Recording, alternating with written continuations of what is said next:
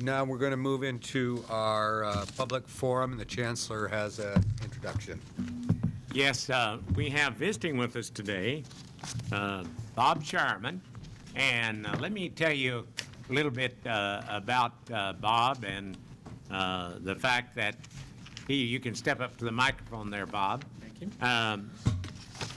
Bob Sharman was with the Department of Education. He's come back to California, and he's involved with a coalition, and they're going to have a foundation involving higher education in the California economy. He'll tell you more about it. He is working with Tula Lopez, and they're going to be looking at not merely student success, but a lot of issues involved in higher education. But they've been very interested in tying in with our studies of student success in California community colleges, because they're fully aware that if we're going to make the kind of leap forward that we want to in terms of increasing degrees, increasing college completion, that community colleges are very key to that. And so we want to work very closely with this foundation. They, I think, are projecting maybe they're beginning sometime this summer, but he'll tell you more about that. But after visiting with Bob last week, I asked him if he would come by and share some things about what their plans are with the Board of Governors. So, Bob?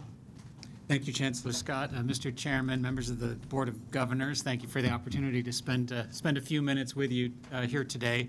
After Vice Chancellor Garcia's presentation, I was trying to figure out how my presentation would differ if I knew you were going to have to write notes to the chairman about this time that we spent together. But hopefully that wouldn't have an effect, or maybe it would make the presentation even better. I don't know. 2.5 years ago, I joined the Obama transition team, and at that time, the economy in the nation was in its tailspin, and there was a big focus on recovery and reinvestment, the immediate recovery issue, but then also a very large focus on reinvesting. This reinvestment needed to be not just short-term, but also the medium to long-term types of reinvestment, with a big focus on education and especially higher education. The idea was and still is to create the kind of to turn ourselves away from the downward spiral and into an upward spiral that comes from a well-trained workforce, the kind of creativity, industriousness, entrepreneurship that comes from quality higher education and job training. This led the administration, and I was privileged to be a part of helping to make sure that Pell Grants didn't end up being cut very early. We had a situation where, because more people were low income, more people were eligible for Pell Grants. That put huge demand on the program, and we very well could have ended up in a situation where the amount of the grants were cut right at the beginning of this recession, rather than the amount of the grants being increased as they were. This administration more than doubled the amount of money in the Pell Grant program over just a few-year period, expanded the tax credit for higher education, and improved its design. We worked on stabilizing the student loan program, and a little-known change that will go into effect in a couple of years, a new assurance that makes sure that students who take out federal student loans will never have to pay more than 10% of their future income in loan payments, some protections for people who take out student loans. There was a big focus on community colleges, the American Graduation Initiative, which ultimately morphed into the Trade Adjustment Act program, about $500 million that are going out this year, and an additional $1.5 million over the next few years. As part of this whole effort, President Obama announced a big goal for the country, and this was to restore our country to its #1 spot in the world in terms of the proportion of our adults with some type of post-secondary credential, a certificate, a vocational certificate, a 4-year bachelor's degree, or beyond.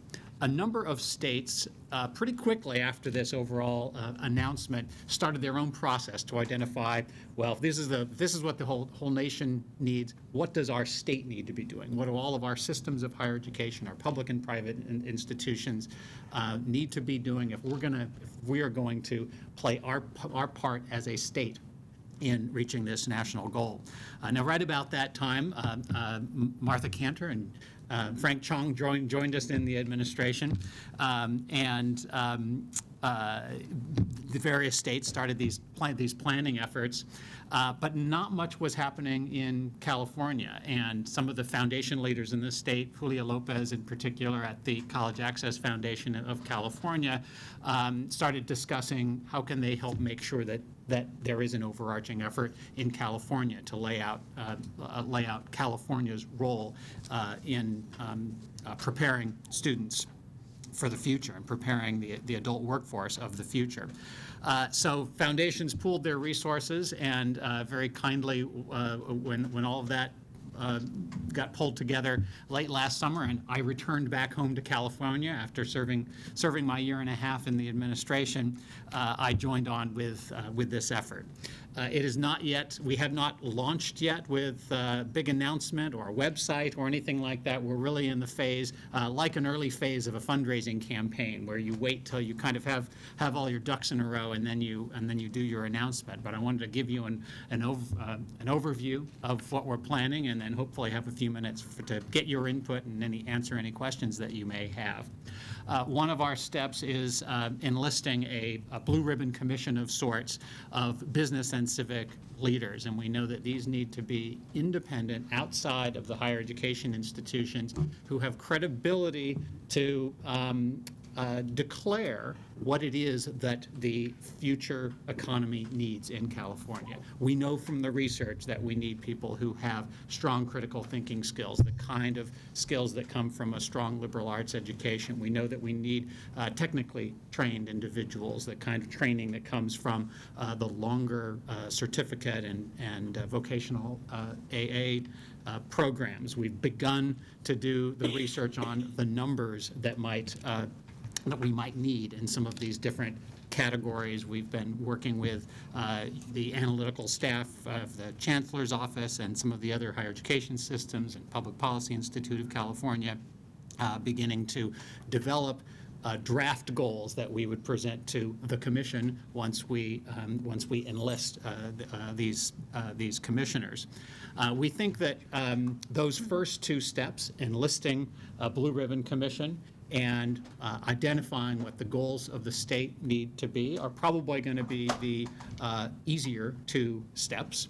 The tougher step is going to be, once we lay out what the goals are, how do we get there?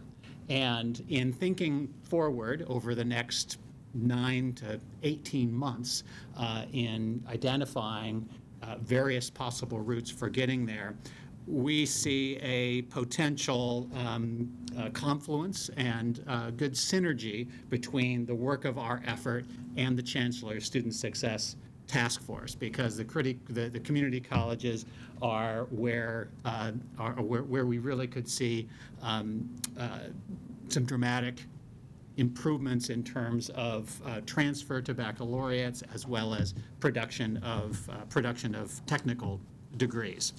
Fortunately, I would say from my discussions with a number of people around the state and listening in on some of the discussions at the Student Success Task Force, I think some of the first steps that people are taking in identifying what needs to happen are going to result in some fruit. I see a kind of shared vision emerging for what it takes to improve student success in community colleges, in particular in California. The themes that I'm hearing include stronger guidance, clearer, and under that category of stronger guidance, clearer destinations, programs, providing students with more of a sense of what the destinations are that they can be aiming for, more information about how long it would take them, what is the route for getting to that destination, and more information about what their responsibilities are as a student. What is expected of them if they are going to be successful on that particular route. Second theme is course schedules that are built on the student needs, the courses that students need in the programs that they are in. Third are support systems for students and for faculty. Professional development, for example, for faculty. Fourth, clearer and firmer expectations for students. And I emphasize this here as well as in the guidance section, really because of new research. There's a recent book that some of you may have seen called Academically Adrift, which looks at students before college, and this was researched on four-year colleges, but before college, at the midpoint in college, and then at the end of college. And it really showed that the level of learning gains that students are finding, critical thinking skills, learning gains, about 45% after 2 years saw no significant increase in their critical thinking skills, the level of their critical thinking skills. One factor that seems to contribute to that is the level of expectations of the colleges, that the amount of time that that students are studying because of lowered expectations has dropped significantly over time. And if we're going to get anywhere, if we're going to be improving degree attainment and making sure that those degrees mean something, we're going to have to get clearer and firmer with what our expectations are of students. And the other element are the data systems, the kind of information feedback loops that help us to improve as institutions.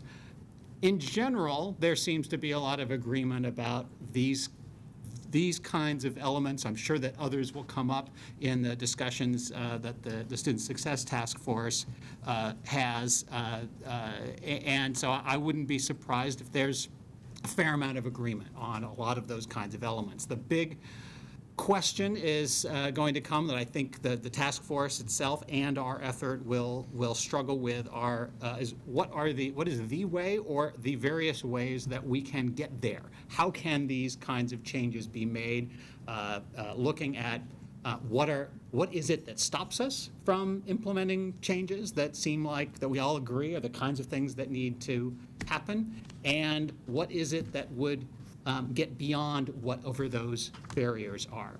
Certainly, in some cases, money is going to be one of those, and so to the extent that our independent effort can help to identify what could be achieved through certain kinds of investments in higher education, maybe that will help to get beyond that particular barrier.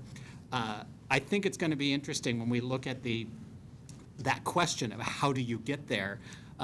Hearing the previous presentation and the string of legislation that's being introduced by various folks, it reminds me of I made a presentation to community college leaders in California a few weeks ago, and I said that from my kind of outsider perspective, returning to California and looking at the system, it looks like it's this long game of Twister, where community college folks are on the Twister board, with their right hand on blue and their left foot on green, and the legislation that gets introduced is somebody flicking the spinner and saying, "Okay, move your right hand to the other to yellow," and that it wasn't bringing about that these long list of just little tweaks to the system wasn't bringing about the kind of major change that everybody seems to agree needs to happen.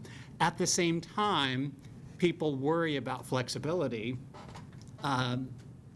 because, and I get this response sometimes from folks across the street in the legislature, that when they've provided flexibility, something bad happened.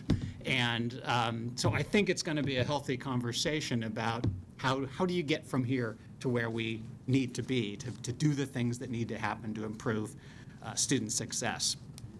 One thing I wanted to emphasize, when I talk about completion and when folks bring up issues of student success, sometimes people respond with a concern that it means closing down access. And I think, and I've been trying to figure out why this is, because, and I think it comes from this sense that, an assumption that we're talking about a rate. And certainly one way, if you've got 1,000 students and you want to improve the graduation rate of students, you could improve the graduation rate by cutting out 500 students who have lower test scores, for example, and the other 500 are more likely to complete, so you've got a higher graduation rate. Part of the reason that we want to identify what the state's goals are for degrees among adults in the population is it can't be solved by cutting back on higher education. Without access, there can be no success. We are not going to get the numbers we need in the state in terms of people with degrees if we're closing the doors. We have to have the doors open for students to come in, and we have to increase the number of them who exit at the other end with a credential. So I think partly this is, I wanted to emphasize that in part because people respond oddly. It has seemed odd to me that people would respond negatively to an effort to try to push completion or push student success. I now understand where they are coming from, and it's a valid concern, and we need to make sure that that access is a major part of that equation. We are, as I said, early in our process. I really appreciate the opportunity to kind of lay out our thoughts and our plans here, and to the extent there's time, I'm happy to either take questions or hear your suggestions and input. Members? Any? Chancellor? Well, Bob, thank you for commenting on that issue of access and success. And we want it understood that certainly you're right.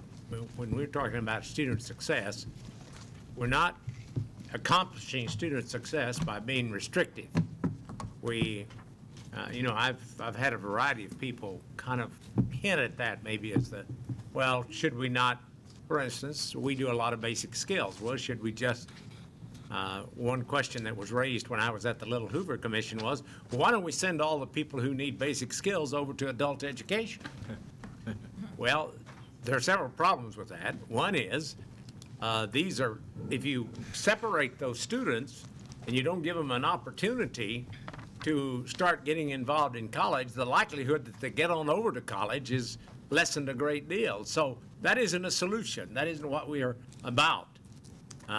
We're simply about saying, yes, open access, but we still want to say, how can we take those students and in turn, some way or another, allow them to accomplish much greater success, either through better direction, through better basic skills instruction, through a host of other maybe better financial aid, all the things that we could look at. Not saying we're going to have less access, but rather we're going to have better success with the ones that we get. We don't want to end up writing off more people. That's one of our problems right now in our society. You know, there's a superabundance of people with less skills. But the real problem is going to be in California having people with middle skills or with superior skills. That's the jobs where the need is. Just a comment, not a question. Okay. Eric wants to say. Eric? Yeah, if I could, I'd just like to thank Bob. They've been very open in their process and in terms of involving Vice Chancellor Russell and Vice Chancellor Perry and myself as they step through this. And I think it is a tremendous opportunity to bring another set of voices into this statewide policy conversation about the need to improve and reinvest in higher education. And you know, I think that's a key point to their effort is bringing those business and civic partners to the table to talk about the critical needs. And I think having their voices at the table is only going to help us as we move forward. And so I think over the years we work on the Student Success Task Force, I think there will be opportunities to weave together the two projects. So I just wanted to thank you for that. Great, thank you so much. Okay. Thank you very much. We look forward to being updated as much as you can, and let us know where we can be helpful in your efforts. Wonderful, we absolutely will. Thank you so much. Okay, very good. Any new business? Okay. Anybody with a public forum? No, there's nobody, no Member McDonald. Just a comment. I want to say that I thought that the new agenda was great looking. The cosmetic change was great. It was very, very easy to read, Yeah. Especially with the colors in there. I thought, as Board Member Izumi said, the fact that when we had the stuff, especially on the prerequisites, it was laid out with the answers and the comments there, so it made it very, very fluent for us to get around in. And I just think it was a great change. So I'm assuming that might be in Jerry. So if it is, Yes. congratulations and thank you. Yeah, it was very If it's not, good. it's our team. Thank you and your team. Okay? Yes, very good, very good. She's red in the face. Yeah. Okay, no, Oh, I'm sorry. Well, Member this might be a Malamud? good time to bring up something. In my Long Beach Press Telegram, there was an article, an editorial about adopting some reforms that did come out from the LAO about, and they've talked about students who have more than 100 credits still get priority registration. Maybe that should change, the fees for the students with the high credits. So I'm wondering, is that something that the board might be discussing in the future? Well, I will tell you that in the Student Success Task Force, one item that we will talk about is a priority registration. And we will be happy for you to have a discussion even while we're talking about it, but my guess will be we will come forth with some kind of recommendation on priority registration. Because, I mean, let me just express a personal opinion. I think to say, number one, those who say have 100 units or more and who haven't made a lot of progress ought to be placed at the back of the line. And they shouldn't be considered returning students and crowd out students that are recent high school graduates who are seeking transfer. So I think we're going to look at things like that. I think we're going to look at the possibility of repeatability. How many times, I know that's a discussion, how many times can a student repeat? I'm not so sure that the LAO recommendation of making them pay the full freight is the way to solve the problem. I think the better thing to do is to say, well, if there's room in the classroom after we register everybody else, you can come into the classroom. But so I think priority registration, and I've often said this, we are now in the business, unfortunately, of rationing entrance into community colleges. We didn't want to be in that position. We used to say, come one, come all, and yet we discovered that probably 140,000 students were not able to register. They were admitted to community colleges, but they couldn't find classes. So since we're already rationing, and unfortunately that rationing is a little bit first come, first served, which may not be the best way to ration, I think we will look for your input, but you can expect that the Student Success Task Force is going to make some recommendations along the line of priority registration. In other words, normally, colleges can do this independently now. Right. Well, that's why I was asking. But maybe we need a little nudge along that line. So it may take the form of, there are several things that can happen in terms of what the Student Success Task Force comes up with. It can be a recommendation of best practices, just merely a recommendation. It can be a change in the regulations of the Board of Governors. Or third, it can be new legislation.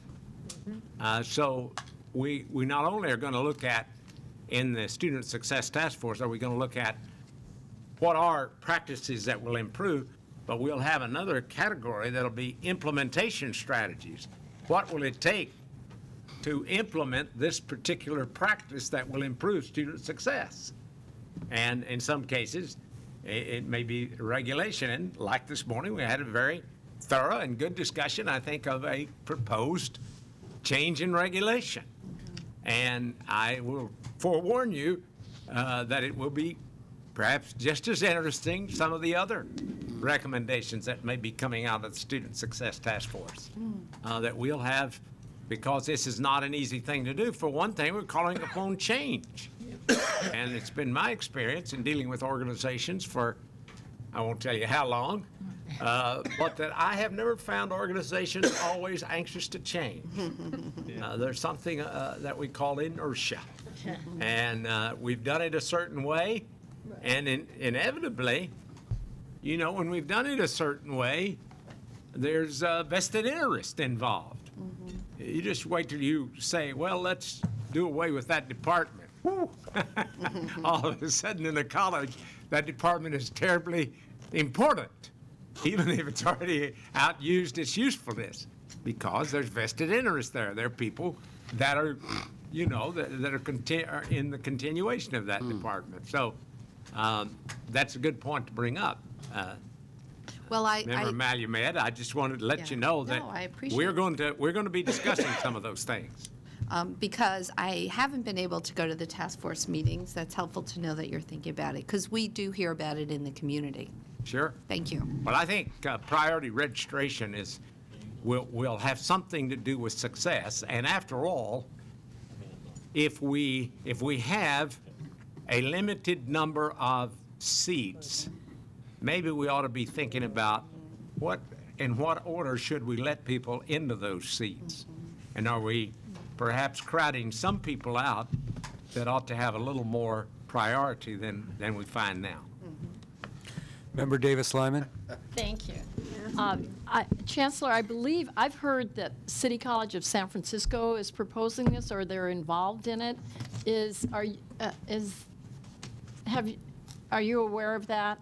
If anyone Yes. would be, you Well, would be. actually, interestingly enough, I got a call from the San Francisco Chronicle, and they said that they had a pilot program in which they gave some priority registration to a set number of individuals who just graduated from high school and seeking transfer. Time.